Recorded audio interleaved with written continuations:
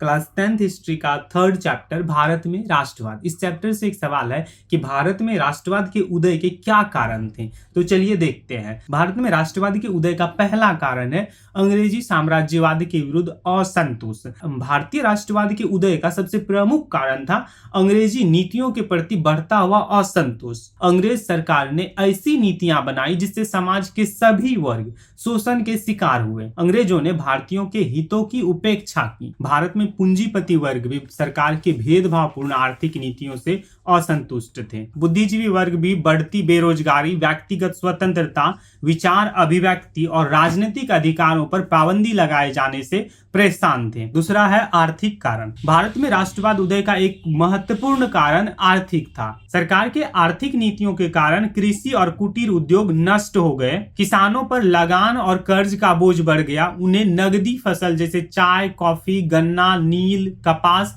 जैसे फसल को उगाने के लिए मजबूर किया गया और इन फसलों से लाभ भी अंग्रेज सरकार को ही हुआ। सरकार ने ब्रिटेन से आयात किए जाने वाले कपड़ों पर से आयात कर समाप्त कर दिया, जिससे भारत के हथकरघा उद्योग नष्ट हो गए। जो बुनकर थे वो मजदूर बन गए और अंग्रेजों ने भारत में औद्योगिकरण होने ही नहीं दिया और इन सब के परिणाम स्वरूप राष्ट्रवाद का उदय हुआ। अब तीसरा है सामाजिक कारण। अंग्रेजी शिक्षा के प्रचार से भारत में एक नया मध्यम वर्ग का उदय हुआ।